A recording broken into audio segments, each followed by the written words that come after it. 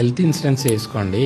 పిల్లోడు పుట్టగానే 21st day అని ఫంక్షన్ చేస్తాడు, 3 నెలలకు మళ్ళీ ఉయ్యాలని ఇస్తాను ఫంక్షన్ చేస్తాడు, బర్త్డే ఫంక్షన్ చేస్తావు, ఉన్నా లేకున్నా బరాబర్ ఫంక్షన్ అవుతుంది. తెలంగాణలో అయితే యాట దిగాల్సిందే. యాట దిగడానికి ఎన్ని వేలు ఖర్చు అవుతున్నాయి, ఊర్లో ఎవరినో ఇంప్రెస్ చేయడానికి చేస్తున్నావు. ఆ పైసలు పెట్టుకుని వ్యాక్సిన్ వేసుకోరా, 1 year లో వ్యాక్సిన్స్ అన్ని వస్తాయి ఆ పైసలతోటి. ఈ మాట చెప్తే ఎవరికి నచ్చదు. ఎందుకు ఆ ఫంక్షన్స్, ఎవరి కోసం ఆ పిల్లలు, ఏదేమైనా కానీ ఫంక్షన్ చేయాల్సిందే. ఈ అనవసరమైన వాటికి పోయే బదులు ఈ డబ్బులు కూడా పెట్టుకుని పిల్లలకి హెల్త్ ఇన్సూరెన్స్ కట్టు, పనికొస్తాయి కదా. I'm from well to do family, ఇప్పటి వరకు నా అబ్బాయికి బర్త్డే ఫంక్షన్ చేయలేదు. I use that money for something good. అవసరం లేదు లేనిపోని జనాలు పిలిచేసి షో ఆఫ్ చేసుకోవడం వల్ల ఏమీ రాదు. వాళ్ళు తినిపోయినప్పుడు రేపటికి అయిపోయింది. ఏం పర్పస్ సర్వ్ అవుతుంది. ఇప్పుడు నువ్వు తిండి పెట్టేది అట్లీస్ట్ అన్నదానం కూడా కాదు కదా, నీ చుట్టాలి కదా, వాడికి ఇంట్లో తినలేదా, ఎందుకు చేసుకుంటావు ఫంక్షన్ అంటే.